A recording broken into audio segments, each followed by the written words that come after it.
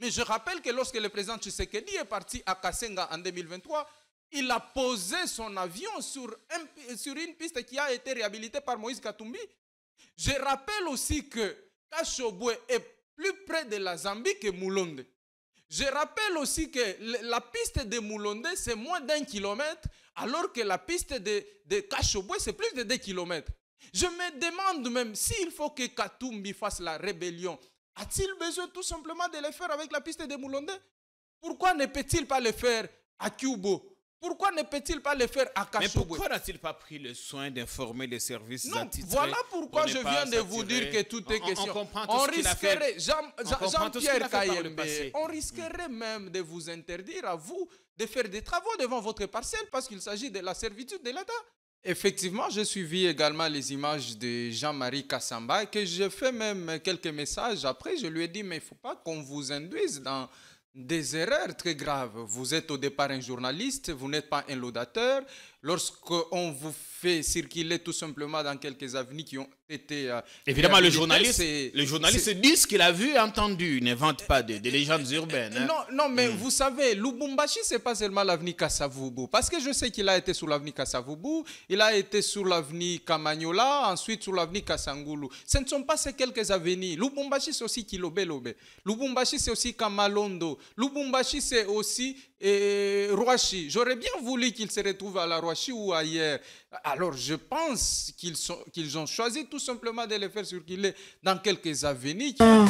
Totikala Seko Seko, Ndenali Puta, na wax de Maman Moseka, les Tokomaka légende, na 3.5, 4.5, to 5.5 $, signature Yalibela et Tikali, inoubliable, avec le wax de Maman Moseka. J'ai une très bonne nouvelle pour vous. Si vous êtes à l'étranger et que vous souhaitez envoyer de l'argent à vos proches qui sont ici au pays, voici l'application qu'il vous faut. SendWave. C'est ultra rapide, sécurisé et surtout sans frais d'envoi. Vous avez surtout l'avantage de gagner jusqu'à 10 € dès votre premier transfert si vous utilisez mon code promo TATOU24.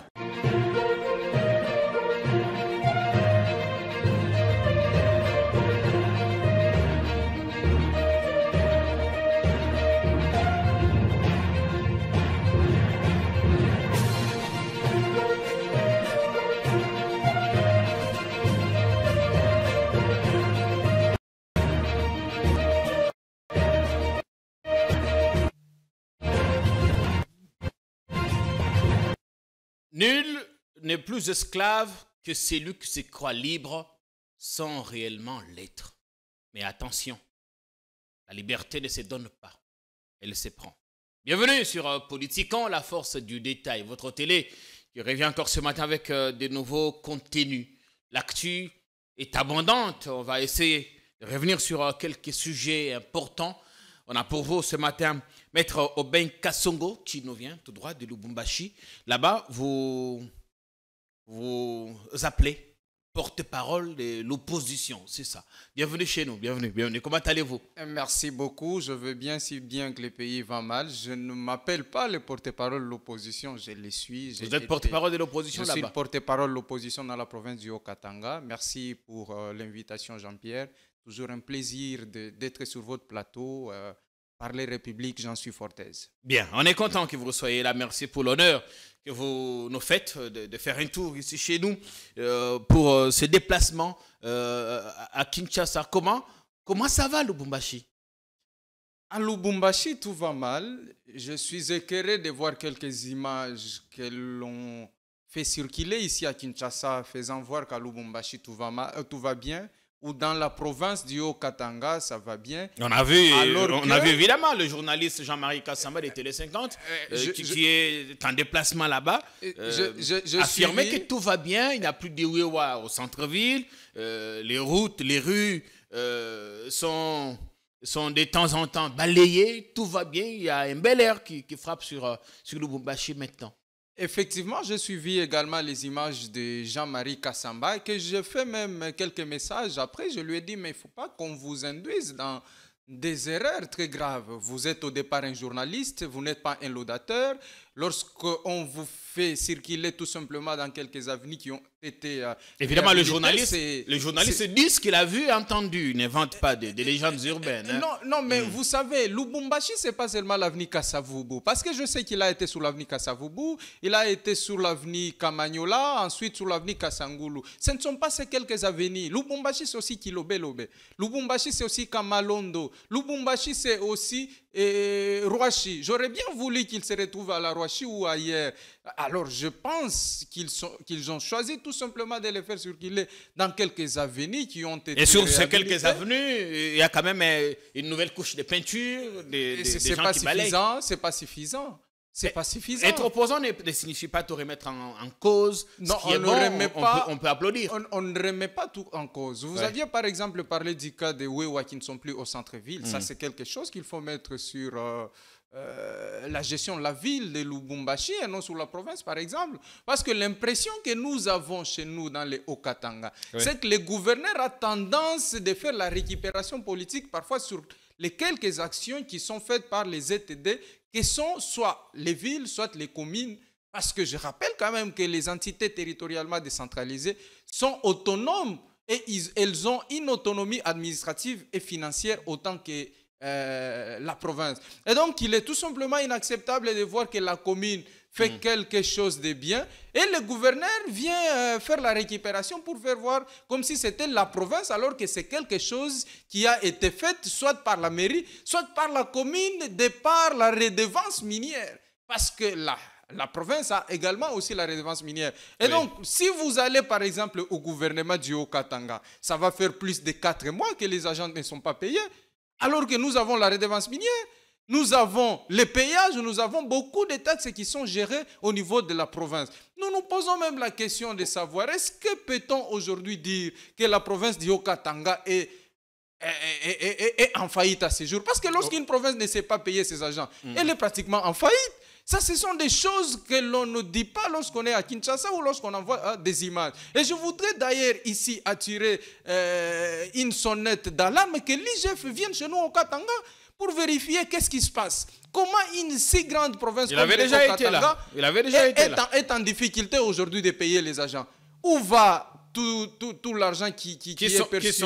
Qui sont ces agents qui ne sont pas payés? Les agents du gouvernorat. Les agents de la DRH4 et même de l'Assemblée provinciale. C'est là que je me dis... lentement. Des collaborateurs du gouverneur Kiaboula ne sont pas payés. Ils ne sont pas payés. Et c'est des évidences que personne ne peut remettre aux antipodes. Ils cumulent aujourd'hui combien de mois d'arriérés selon vos informations? Plus de 3 mois. Ils sont à 4 mois à ce jour. Ceux qui étaient dans le gouvernement passé, ils n'ont jamais reçu les indemnités de sortie. Et ils sont partis avec quelques arriérés qui n'ont jamais touché. Et il en est tout de même des agents de l'Assemblée provinciale. Je me demande, nos députés provinciaux qui sont censés interpeller les ministres des Finances provinciales, les ministres des Budgets pour savoir exactement qu'est-ce qui se passe. Peut-être qu'il y a des raisons fondées, mais le peuple doit savoir, nous sommes dans une démocratie représentative. Nos élus provinciaux, qu'est-ce qu'ils font? Ils devraient interpeller soit les ministres sectoriels, soit le gouverneur lui-même par une question orale avec débat pour qu'il vienne expliquer à l'Assemblée provinciale qu'est-ce qui se passe.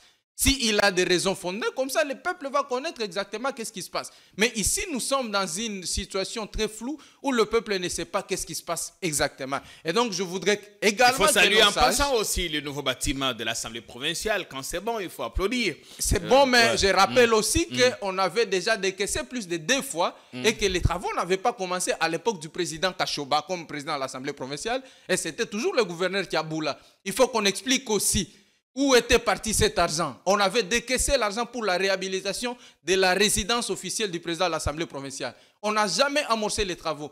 Où est parti cet argent qui a été déjà déboursé? Vous voyez, tout cela, ce sont les questions sur lesquelles on doit se baser. Monsieur Jean-Pierre Kayembe, vous savez, lorsque vous allez à la banque, vous introduisez votre carte et que l'argent sort, je ne pense pas que vous remerciez de la banque. Ce qui a été fait, le bâtiment, c'est bien beau. Mais on devrait faire plus que ça et c'est des choses qui devraient être faites depuis longtemps. Donc vous ne me dites pas aujourd'hui de féliciter ou remercier les gouverneurs alors qu'il l'a fait avec notre argent et ce n'est pas avec l'argent de sa poche. Rien de positif selon vous à relever dans la gestion du Haut-Katanga. La gestion est catastrophique. Aujourd'hui, on peut même se permettre de dire que nous avons un despote, nous n'avons pas un gouverneur. Et ça m'engage, j'assume. Despote, expliquez-nous. Quels sont les éléments que vous détenez pour étayer D'abord, chez nous, à Lubumbashi, nous avons aujourd'hui, on a tendance à dire qu'on est en train de moderniser des routes, mais c'est finalement dans des routes à dimension minime que l'on met des séparateurs. Ce qui cause beaucoup plus les embouteillages, les accidents, les poteaux des lampadaires, c'est en triplex ou en babou. Moindre mouvement, bientôt là, nous aurons la saison de pluie chez nous à Lubumbashi. Et vous allez voir que tous ces poteaux-là vont tomber. Nous avons les jeunes qui veulent que les choses changent, qui sont tout le temps intimidés, qui sont menacés, y compris moi-même. Et voilà pourquoi je dis qu'il s'agit d'un despote. Et nous avons une jeunesse qui est instrumentalisée, ce qui fait que nous avons aujourd'hui la recrudescence du tribalisme chez nous au Katanga. Tout cela parce que nous avons une autorité qui ne sait pas mettre tout le monde sur la table, qui ne sait pas favoriser ou restaurer l'autorité de l'État. Et nous avons même l'insécurité qui semble être généralisée. Et voilà qu'on arrête quelques personnes, on les filme, on les montre à la télévision, mais la situation semble toujours être catastrophique. Donc vous vous rendez compte que la sécurité, la ville, la santé et tout le reste, tous les secteurs de la vie semblent ne pas marcher chez nous au Katanga. Bien. Et voilà pourquoi je parle d'un despote. Maître Aubin Kassongo, qui est ce matin sur notre plateau, des passages à Kinshasa en tout cas, il a bien voulu venir faire un tour chez nous. Merci à ceux qui nous regardent. On a un public permanent à Lubumbashi qui nous regarde. On espère que vous apprécierez. Si vous êtes à Lubumbashi, des passages ici que vous souhaitez également politiquer, nos portes vous sont ouvertes. Le numéro est affiché au bas de l'écran. On espère en tout cas que vous passez un bon moment de télé. Je voudrais qu'on en finisse complètement avec la page au Katanga. Il y a sur la toile depuis 48 heures maintenant un document attribué à l'ambassade de la Chine qui demande à ce que l'on relâche 3 de ses ressortissants qui travailleraient dans une mine du côté du Lualaba. On cite un général d'armée qui les aurait séquestrés quelque part et qui ferait du chantage à cette entreprise. Pour l'instant, nous sommes au stade d'authentification de ces documents. S'ils se révèlent authentique, en tout cas, ce sera un gros scandale. Nous y reviendrons ici avec beaucoup de détails. Mais il y a l'affaire Katumbi aussi qui fait beaucoup de polémique. Absolument. Dans le Katanga, l'affaire de la piste de Moulondé, dans les colonnes de Jeune Afrique, l'ancien gouverneur a accordé une interview à notre confrère Sanes Boujakera qui a pour titre « Tshisekedi doit savoir qu'il y a une vie après la présidence, après le tapis rouge », ce que disait l'ancien président Joseph Kabila après vers la fin de son pouvoir. Katumbi est coincé. Notre confrère Pero Louara expliquait dans une de ses vidéos qu'il se préparerait un procès en flagrance contre lui.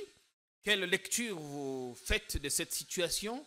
Son déplacement aux États-Unis, est-ce une fuite? L'ancien gouverneur s'est-il exilé? A-t-il eu peur d'affronter la justice? Reviendra-t-il au pays? Et cette affaire, au fond, qu'est-ce qu'elle vous inspire?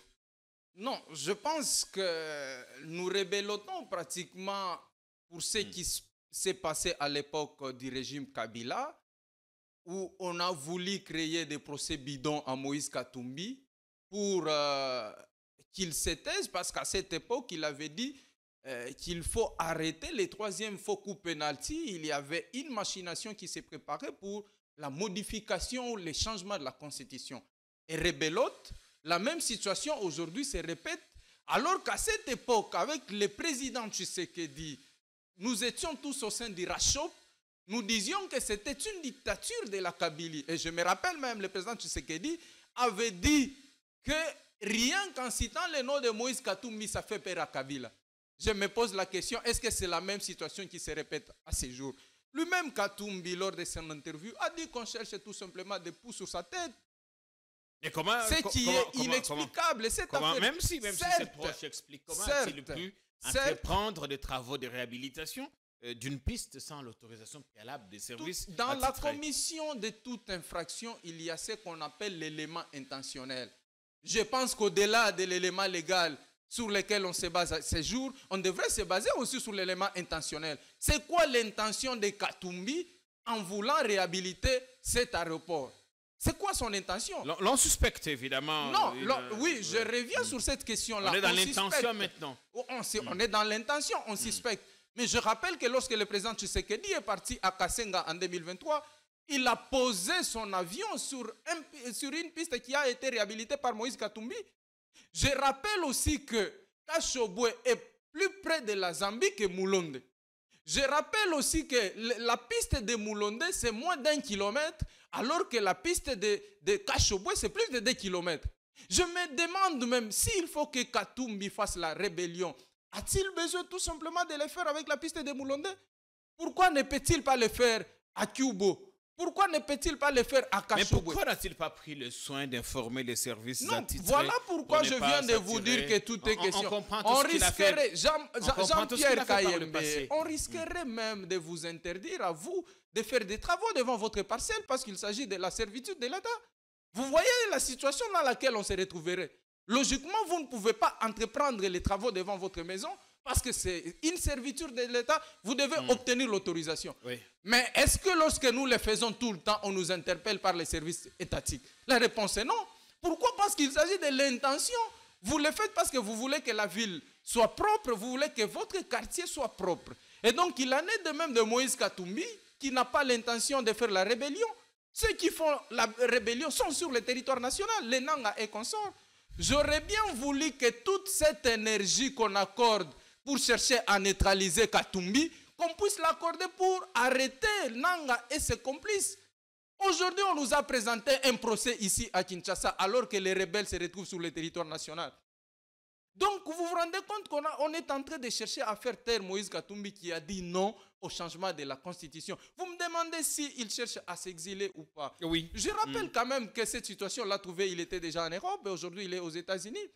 Je pense qu'il va rentrer chez lui au pays. Katumbi n'a jamais eu peur. Katumbi a fait des choses sur toute l'étendue de la République. Je suivais jusque hier ou avant-hier, vous aviez publié sa résidence à Kananga. Combien de ceux qui sont à la commande ont des résidences dans ces pays?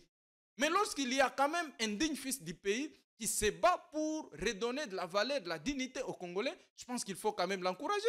Parce que cette piste qu'il est en train de réhabiliter, lorsqu'il va finir et que les avions vont commencer à décoller, ce sont les recettes de l'État qui vont entrer. Parce qu'on va installer la DGM, on va installer l'ANR et tout le reste, on va faire commencer à payer les GOPAS et toutes les autres taxes. Donc vous pensez qu'on devrait beaucoup plus l'encourager dans ce qu'il fait pour le bien-être du peuple congolais. Mais je suis tout à fait écœuré de voir qu'on cherche à le faire. On cherche à le faire taire pour qu'il n'y ait pas, ou pour qu'il ne dise pas non à la révision de la Constitution. Et quand il dit à Félix Tshisekedi qu'il doit savoir qu'il y a une vie après la présidence, peut-on y voir une sorte de menace? Il n'y a pas de menace, c'est un rappel tout simplement. Comme il a rappelé que lorsque nous faisions des réunions à Bruxelles, moi, Félix Tshisekedi et le président Vital Kamerhe, ça se passait dans son appartement à Belgique. Ce sont des rappels. Le président Tshisekedi ne doit pas oublier le passé.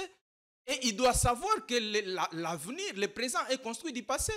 Et l'avenir peut nous réserver encore beaucoup de surprises.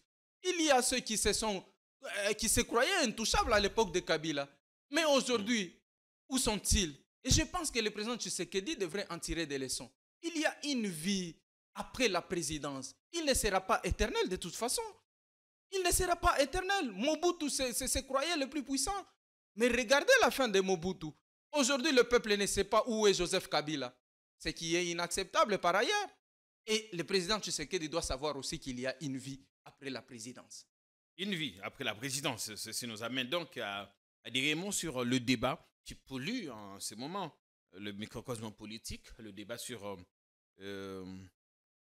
la révision ou le changement de la Constitution. Certains, évidemment, sont révisionnistes, d'autres voudraient qu'on passe carrément à la 4e République. Maître Kasongo, ce débat, qu'est-ce qu'il vous inspire, vous aussi? Pour moi, c'est une machination de mauvais goût. Pour l'instant, est-ce qu'il y a nécessité ou urgence de pouvoir soit réviser la Constitution, soit échanger carrément la Constitution pour passer d'une république à une autre? Près de 20 ans après, il y a après le premier coup de bistouri. La question fondamentale que l'on devrait se poser, près de 20 ans après, est-ce que nous avons été à mesure d'appliquer flegmatiquement la Constitution du 18 février 2006? La réponse est non. Cette Constitution n'a jamais été appliquée en toute intégralité. D'ailleurs, cette question de la révision constitutionnelle est elle-même prévue par la Constitution. Nous sommes pendant l'état de siège. Est-ce que peut-on évoquer la révision ou le changement de la Constitution? L'état de siège peut être levé à tout moment. Certes, l'état de siège peut être levé à tout moment. Et je rappelle que la Constitution n'est pas parfaite. Ça, c'est vrai parce qu'il s'agit d'une œuvre humaine et que la perfection n'est pas humaine. Même lorsqu'on va la changer ou la réviser, il y aura toujours des imperfections. Mais ici, nous disons que est-ce que c'est cette Constitution-là qui empêche au président Tshisekedi, au gouvernement, de réduire sensiblement le train de vie des institutions pour que notre richesse puisse, n'est-ce pas, profiter à l'ensemble de tous nos concitoyens? Est-ce que c'est cette Constitution-là qui empêche au président Tshisekedi de faire la guerre au Rwanda comme il l'avait promis pendant la campagne électorale? Monsieur Tshisekedi a traité tous ces gens-là de rigolos. Et aujourd'hui, on est incapable de récupérer les territoires qui sont sous contrôle des ennemis. Le président Tshisekedi, lorsqu'il a pris le pouvoir en 2019, notre pays avait pour superficie 1 345 000 km². Si l'on pose la question à M. Tshisekedi, notre superficie, il ne nous dira pas. Est-ce que c'est la Constitution qui l'empêche à améliorer les conditions de vie des militaires et des policiers pour combattre l'insécurité qui semble être généralisée dans notre pays? Est-ce que c'est la Constitution finalement qui l'empêche à améliorer les conditions de vie des enseignants pour que nous ayons non seulement une gratuité de base, mais aussi une gratuité qui repose sur une qualité? Parce que l'impression que nous avons aujourd'hui, c'est qu'on est en train d'hypothéquer l'avenir de cette jeunesse qui dépend indubitablement de la bonne qualité de l'éducation qu'elle reçoive. Nous ne sommes pas contre la gratuité de l'enseignement de base, mais nous sommes contre les conditions dans lesquelles la gratuité s'applique aujourd'hui. On n'a pas assez d'écoles. Nos enfants étudient même sur les sols. Et je me demande si les enfants de notre président, de nos députés, de nos ministres, devraient étudier dans ces écoles où il y a la gratuité.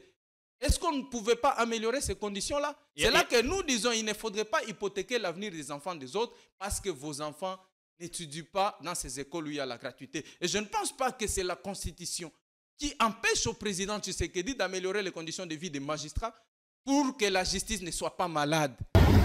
Comment demander du travail bien fait aux fonctionnaires de nos communes? Comment leur demander la régularité et la suividité au travail s'ils n'ont même pas où s'asseoir? Mais plus que cela,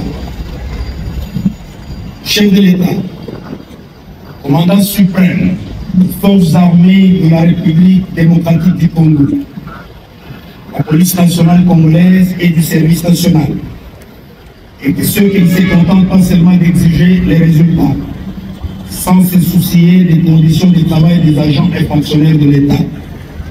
Pour cette raison, les instructions fermes ont été données au service national afin de doter les communes de la ville-province de Kinshasa de chaises, de tables, des armoires, sans oublier les fauteuils pour les bureaux des bourgmestres.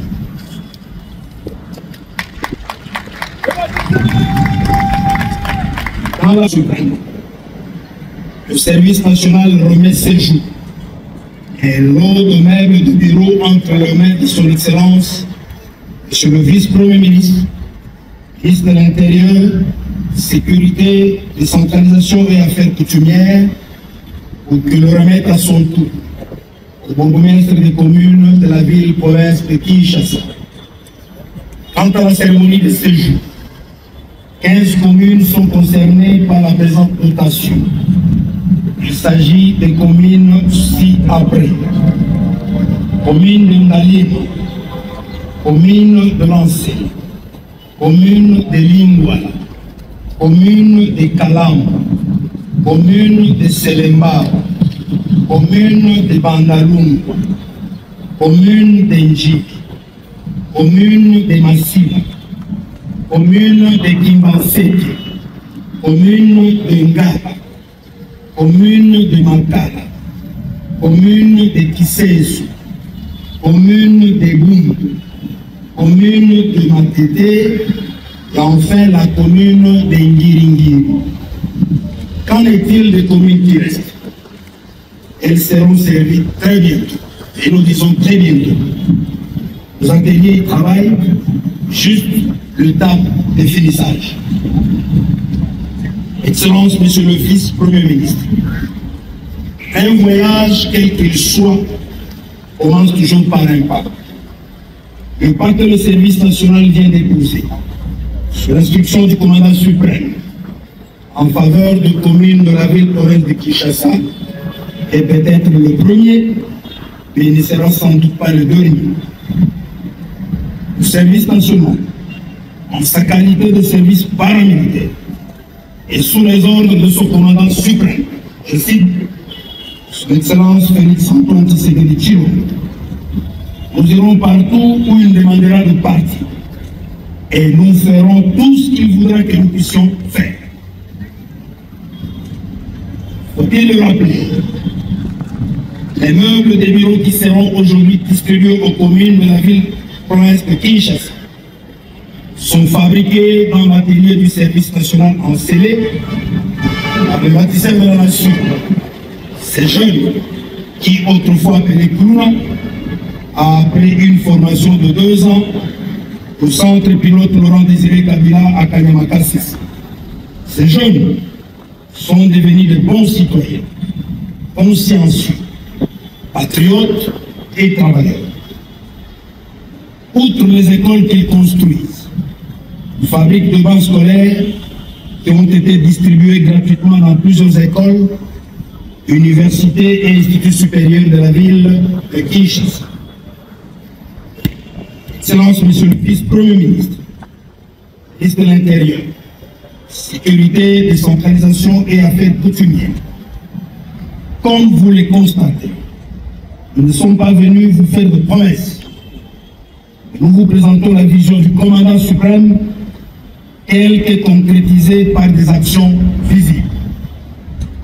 Reste, il n'est pas anodin de signaler ici que les gestes de son Excellence, Monsieur le Président de la République et commandant suprême, pose aujourd'hui en faveur des communes de la ville-province de Kinshasa n'est pas le dernier. Il s'inscrit dans une série d'actions de grande envergure, décidées par sa suprême autorité. Avant la fin de cette année en cours, la magistrature civile et militaire dans la ville-province de Kinshasa sera bénéficiaire d'une action similaire. Les salles d'audience des cours et tribunaux, les bureaux de sièges et parquets seront meublés par le service national. Ainsi, le service national prévoit de remettre au parquet pour les tribunaux de Kinshasa plus ou moins 500 tables de bureau, 1000 chaises, 1000 armoires et des bancs adaptés aux... L'on rappelle qu'en 32 ans de règne, le maréchal a à 15 reprises touché la loi fondamentale. On rappelle que les constitutions d'ailleurs, d'autres pays ont subi des modifications, ont même été changées, ce qui pourrait justifier, selon voilà, les partisans, les artisans de la révision, la nécessité de retoucher certaines dispositions, soit de rajouter un peu plus, de rallonger un peu plus la durée du mandat du président, ou peut-être lui donner un peu plus de temps, parce qu'on estime qu'il a très peu de temps entre le temps où il arrive au pouvoir et l'année où il faut organiser les élections. Ah, donc si je comprends bien, c'est parce que le régime en place n'a aucun bilan. C'est pourquoi on a changé, on a besoin d'avoir suffisamment de temps pour justifier son échec. Non, il ne faudrait pas qu'on se cache, qu'on cache l'incompétence du régime derrière la révision de la Constitution. Ça, c'est clair. Parce que nous disons que cette Constitution est la meilleure que nous avons. C'est vrai, elle a quelques imperfections. Mais pour le moment, comment voulez-vous qu'on aborde la question de la révision constitutionnelle pendant que les peuple congolais souffre dans son âme, dans son corps et même dans son esprit? Est-ce que c'est cette constitution qui empêche encore au président Tshisekedi de ne plus revenir sur son slogan « Le peuple d'abord » ? Aujourd'hui, la vie du peuple congolais n'est pas devenue reluisante et le président Tshisekedi le sait. Est-ce que c'est cette constitution qui l'empêche à combattre l'inflation du taux de dollar? Est-ce que c'est la constitution qui l'empêche à travailler pour que la vie des Congolais puisse trouver son sens? Les Congolais souffrent à ce jour. Le vécu du peuple congolais n'a pas changé. Et vous nous parlez de la révision constitutionnelle. Est-ce que ce même constitution-là qui empêche au président Tshisekedi de mettre fin au tribalisme pour que nous ayons la cohésion nationale, aux frustrations? La constitution prône par ailleurs la liberté d'expression. Mais seuls ceux qui s'expriment sur base de cette constitution sont vite émoussés par la justice. Mais ceux qui détournent des millions de dollars du trésor public sont protégés par l'État, ils ne sont pas poursuivis et ils sont même défendus par le président lui-même. Je cite le cas de Nicolas Kazadi et de Vital Kamerhe, qui se sont retrouvés dans des dossiers sales où le président était obligé lui-même de les défendre. Je ne dis pas qu'ils sont coupables, mais par exemple, Nicolas Kazadi, c'était une occasion toute lui offerte pour qu'il justifie son innocence. J'aurais bien voulu qu'il y ait procès public télévisé pour que le peuple sache s'il a détourné ou pas. Mais voilà le président Tshisekedi qui nous dit qu'il ne faut pas jeter en pâture un père de famille. Mais nous autres, ceux qui sont en prison, Mike Mukebai, Setski Kuni, Daniel Safou et les autres, ne sont-ils pas des pères de famille et qui sont jetés en pâture à ce jour? Voyez-vous que cette façon d'interrompre les procès qui devraient se lancer est une... Mais aujourd'hui, quelle force, quelle marge de manœuvre avez-vous, l'opposition, pour bloquer, en sachant qu'en cas de révision, ça pourrait passer par le Parlement, où vous êtes largement minoritaire? Non, mais vous savez d'abord que il y a certaines questions de la Constitution qui sont verrouillées par l'article 220 de la Constitution. Oui. Et si on ose toucher à l'article 220, ça veut dire qu'on se retrouverait dans une situation où on exerce les pouvoirs en violation de la Constitution. Et on va appeler le peuple à faire application de l'article 64. On va demander au peuple d'appliquer flegmatiquement l'article 64 de la Constitution.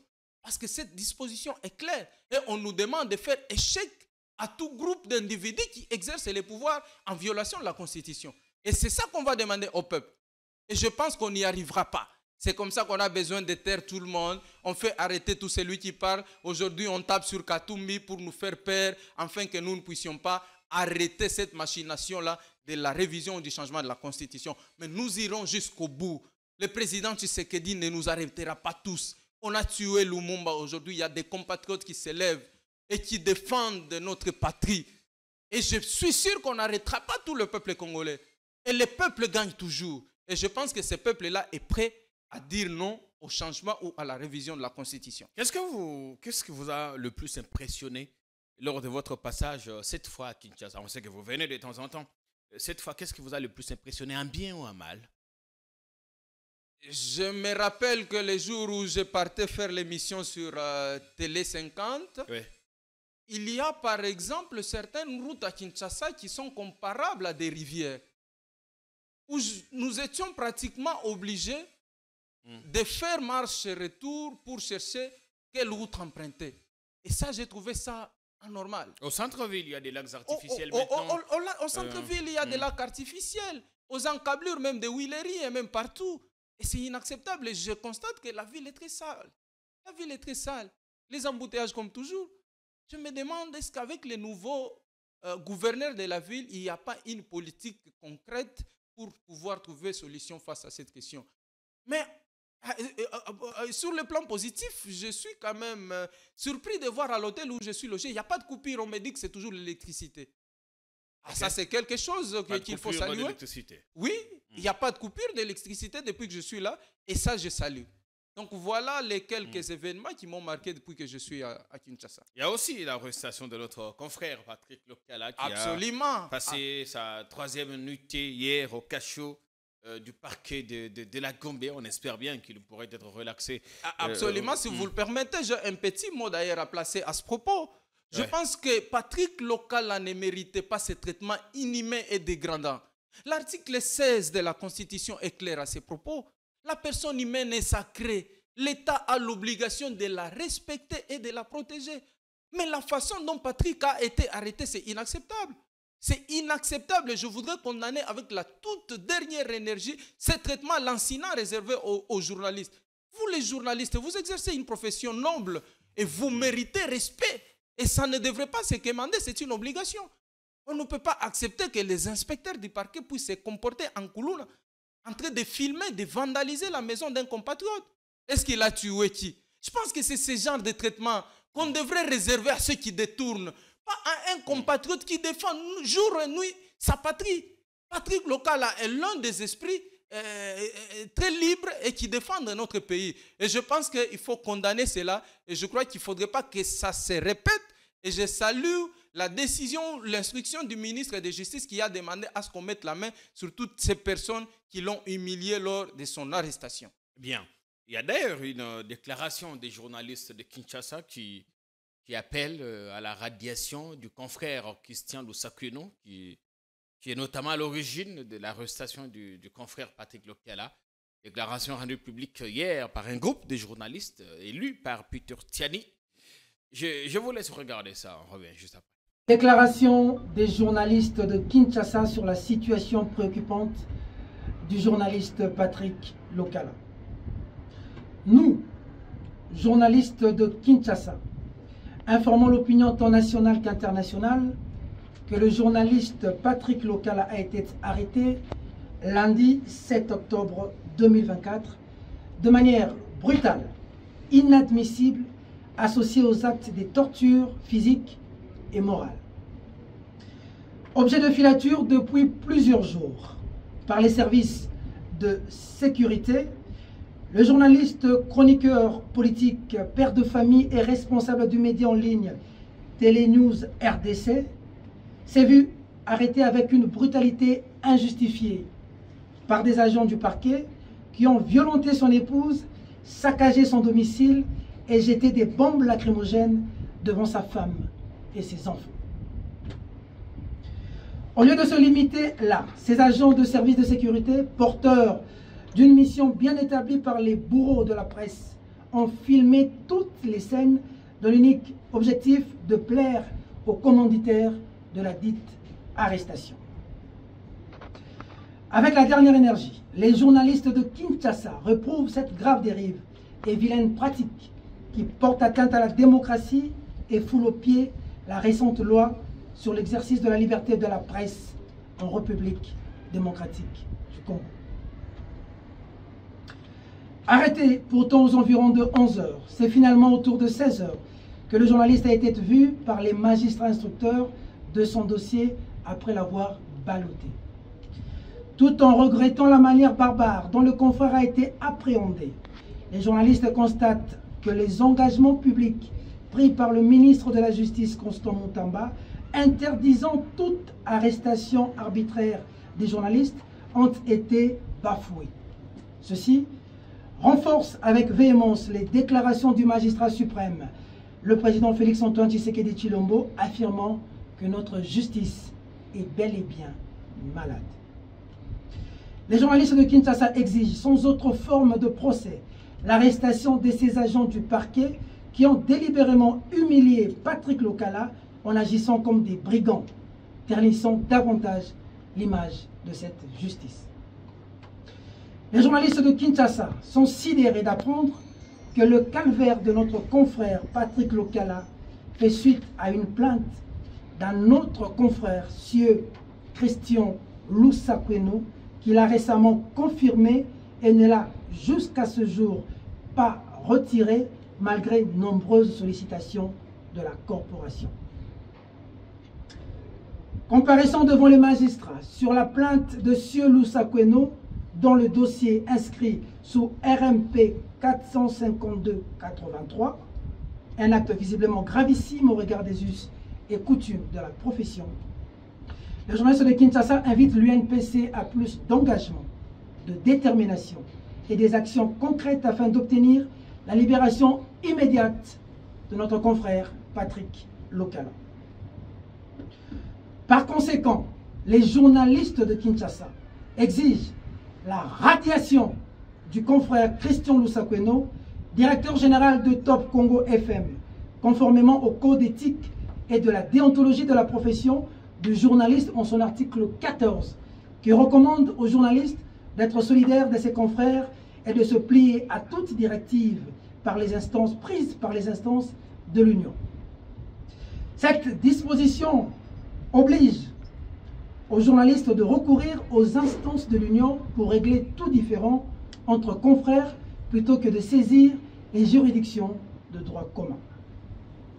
En outre, les journalistes de Kinshasa informent l'opinion sur le fait que certains puissants de l'appareil judiciaire ont formé un bloc contre Patrick Lokala dans la seule intention de le faire taire. Rappelons que cette arrestation viole délibérément les articles 104 et 112 de l'ordonnance-loi du 13 mars 2023 portant l'exercice de la liberté de la presse en République démocratique du Congo, dite loi Mouyaya. Les journalistes de Kinshasa annoncent le début imminent des grandes actions de terrain jusqu'à la libération de notre confrère Patrick Lokala. Fête à Kinshasa le 9 octobre 2024. Les signataires. Merci. La démocratie est donc un peu mise à mal chez nous. Oui, mais c'est très mis en mal. Je me demande même, parce que je viens d'entendre le communiqué de votre corporation, de quelques journalistes qui accusent M. Lusakweno. Mais chez vous, ça devrait être comme chez nous, chez les avocats. Moi, par exemple, comme avocat, je ne peux pas porter plainte contre un confrère sans l'autorisation du bâtonnier. Ça devrait être le cas chez vous. Vous avez votre corporation. Pourquoi M. Lusakweno ne pouvait pas amener s'il a un différend avec Lokala, s'il estime que Lokala est allé au-delà de ce qui est prévu ou au-delà de votre déontologie? Il pouvait bien saisir votre corporation s'il y a des sanctions disciplinaires, que ça soit prononcé à l'égard de votre confrère. Mais voir la façon dont il a été traité, je pense que lui-même n'est pas content de là où il est. Et pendant ce temps, il y a à Genève, au Conseil de l'ONU des droits de l'homme, notre candidature qui est passée. On sera membre de ces conseils pendant 2 ans jusqu'en 2027. Les opposants se sont battus pour que notre candidature soit rejetée. Malheureusement, on a donc été admis et c'est parti jusqu'en 2027. Au gouvernement, c'est un satisfecit total. On pense que c'est le couronnement des efforts diplomatiques du président Tshisekedi. Quel est votre avis? Je me demande même si l'on doit fêter ou pleurer lorsque nous sommes aujourd'hui élus dans cette cime des nations. Parce qu'avec tout ce qui se passe dans notre pays, il s'agit quand même des droits de l'homme. Ouais. Est-ce que la RDC méritait-elle d'être présent au Conseil de l'ONU? C'est toute la question que nous nous posons. Lorsqu'on voit par exemple l'arrestation ou les traitements réservés à Patrick Lokala, à Marian Toumba, à toutes celles et ceux qui s'expriment, qui sont vite émoussés par la justice, sans respecter les droits de l'homme, est-ce que la RDC mérite ce titre honorifique? C'est la question que je me pose. Aujourd'hui, nous avons beaucoup de prisonniers politiques à Makala. J'ai cité Mike Mukebai, Jean-Marc Kabound, Daniel Safou, où on ne sait pas où il est exactement jusqu'à ces jours d'ailleurs. Seth Kikouni et les autres. Et avec tout ce qui se passe au pays, pensez-vous qu'on devrait être fier d'être élu à ces jours? Non, je pense qu'on devrait avoir honte. On devrait avoir honte. Aujourd'hui, on a besoin de changer la constitution pour que ça repose sur une dictature, pour proroger le nombre de mandats du président de la République, alors que c'est une question verrouillée par l'article 220. Voyez-vous que cette élection, pour moi, c'est une élection à pâlir de honte. Parce que la question fondamentale serait celle de savoir, est-ce que notre pays aujourd'hui respecte les droits de l'homme? Est-ce que notre pays respecte les droits de l'homme? Patrick Mouyaya estime qu'on a fait beaucoup de progrès. Évidemment, ce n'est pas pour la première fois qu'on siège au Conseil de l'ONU, des Nations Unies, enfin des droits de l'homme. On y a déjà été élu en 2017 sous le président Kabila. À l'époque, nous avions comme ministre des droits humains, Madame Marie-Ange Mouchobekwa. Bon, je pense que le ministre Mouyaya est en train de faire tout simplement son travail comme porte-parole du gouvernement, mais il est tout à fait malaisé à un moment de voir que les membres du gouvernement se comportent comme des militants. On devrait être à tout au moins objectif. Est-ce que lui, Mouyaya, qui est ou qui devrait s'investir pour qu'il y ait la liberté de presse, a condamné par exemple les traitements réservés à Patrick Lokala? Je ne l'ai pas vu intervenir. Mais il va parler de quel progrès?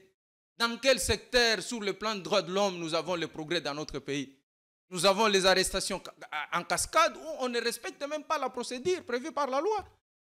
Où on amène des gens dans des cachots clandestins Alors que le président Tshisekedi avait promis lors de la campagne de 2018 au peuple congolais que l'une de ses premières actions serait de fermer tous les cachots clandestins qu'on enferme injustement nos compatriotes.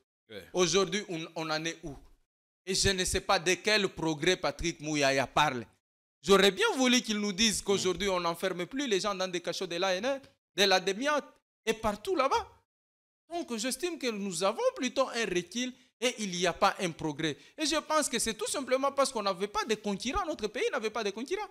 Sinon, évidemment, je ne pense pas qu'on aurait mérité ces places-là. C'est parce qu'on n'avait pas de concurrents. Et c'est ça qu'on ne dit pas au peuple congolais et même il y avait cinq à sièges à pourvoir pour le continent africain. Évidemment, ouais. Tous les pays candidats ont donc été admis. Absolument. De façon globale, quel regard vous portez sur la gouvernance de Félix Tshisekedi? On tend vers la fin. On tend vers la fin de notre entretien de ce jour. Quel regard vous portez sur sa gouvernance? Non, je pense que c'est une gouvernance tout à fait médiocre. Nous avons la gabegie financière. Je viens de rappeler sur ce plateau que ceux qui détournent des millions de dollars ne sont pas inquiétés par la justice. Ils sont en train de siéger à l'Assemblée nationale. Certains sont au gouvernement et les autres à la présidence. Et nous avons quelques-uns même chez nous en province, à Lubumbashi, dans les Okatanga, dans les Lualaba et partout ailleurs. Et avec ça, le président Tshisekedi est incapable de changer le vécu du peuple congolais. Il veut réviser la constitution. Lors de son premier quinquennat, parce que je rappelle quand même qu'il est spécialiste pour accuser les autres, il a dit que c'était le FCC Cash qui les bloquait. Après, il y a eu divorce entre ces mariages qui étaient manifestement contre nature. Et après, qu'est-ce qu'il a fait? Il a dit qu'il n'avait pas suffisamment de temps. Il a accusé le coronavirus et tout le reste. Aujourd'hui, après, il a dit qu'il n'avait pas la gestion de toutes les institutions.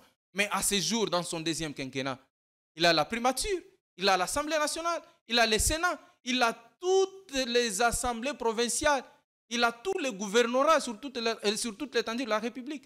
Avec ça, il a l'armée, il a la police, mais avec ça, il est toujours incapable de changer le vécu du peuple congolais. Est-ce que c'est vraiment la Constitution qui empêche à M. Tshisekedi, avec tous ses pouvoirs qu'il a, de changer le vécu du peuple? Je sais que son premier quinquennat, c'était un échec cuisant. Parce que lui-même avait résumé ça sur la question de la sécurité à l'est du pays. Il avait dit, si j'échoue de mettre fin à la guerre qui semble devenir sempiternelle, c'est que j'aurais échoué mon mandat. Et la réponse, c'est qu'il a trouvé l'intégrité du territoire national. Aujourd'hui, on n'en a pas. Donc, moi, j'estime que dans tous les secteurs de la vie des Congolais, tout va mal.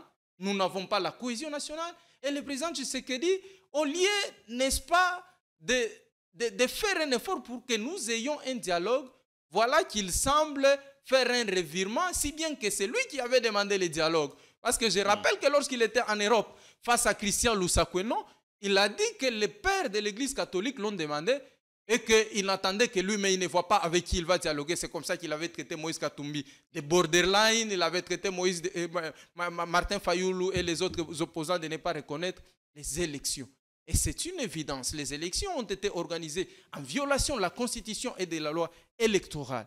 Et je pense que le président Tshisekedi doit savoir que sans la stabilité politique, sans la cohésion nationale, nous ne pouvons pas envisager d'obtenir le développement de notre pays. Et lui, comme garant du bon fonctionnement des institutions, lui, comme symbole de l'unité et de la cohésion nationale, il devrait faire un effort pour qu'il y ait un dialogue. Mais nous sommes contre les dialogues. Nous allons dialoguer avec Tshisekedi. Pourquoi? S'il faut dialoguer avec lui, c'est pour lui regarder, lui dire que les élections qui ont conduit à ce qu'il redevienne président de la République ont été organisées en violation de la loi. C'est pour lui dire qu'il doit exiger sans condition tous les prisonniers politiques et personnels que lui a fait arrêter. Et je pense, s'il faut dialoguer c'est sur ce genre de questions que nous pouvons tabler, mais nous estimons au sein de l'opposition que nous ne pouvons pas dialoguer avec M. Tshisekedi. Dialoguer avec lui, c'est lui donner des béquilles, c'est reconnaître sa victoire frauduleuse lors des élections de 2023. Regardez la caméra, maître Kasongo. Aubin, adressez-vous au choix qui nous regarde ou à tous les Swahiliphones. Je voudrais que vous passiez un message en Swahili, c'est important pour ceux qui auront le temps de nous regarder ce soir. Banduku, Bapezi, Balubumbashi, Okatanga, Lualaba, Tanganyika, Olomami. Leo, pays yetu iko mu situation inacceptable. na pouvoir en place banapenda changer constitution alors que shibote tunayua que beko incapable ya kuchanger ma condition yetu. C'est pourquoi tuna milancé message fort. Munapasha kushimama kama banasema tu changer constitution, mushimame mubare route pour pouvoir en place parce que banapenda éterniser au pouvoir alors que tout va mal. Le peuple katangais, je sais que vous êtes un peuple guerrier et qu'à ce jour, quand je parle du peuple katangais, c'est tous ceux qui se retrouvent sur le territoire ou sur les sols katangais. Que vous soyez originaire ou non, vous êtes tous katangais et vous avez l'obligation de dire non au changement ou à la révision de la Constitution. Merci bien, Maître Kassongo. Merci d'être venu vers nous. Nos portes vous restent ouvertes. Revenez quand vous le pourrez. C'est plutôt moi qui vous remercie très sincèrement de m'avoir reçu sur votre très prestigieux plateau des Politicons. Et je pense que nous avons politiqué et au plaisir de revenir sur ce plateau. Revenez quand vous le pourrez. Merci bien, merci au public. Merci pour le temps que vous avez pris à nous regarder avec délectation. On espère que vous avez passé un excellent moment de télé.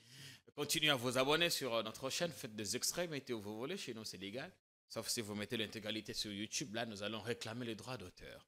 On se retrouve ce soir pour d'autres contenus variés, diversifiés sur notre chaîne. Portez-vous bien chaque fois que vous le pourriez. Prenez bien soin de vous et de votre pays.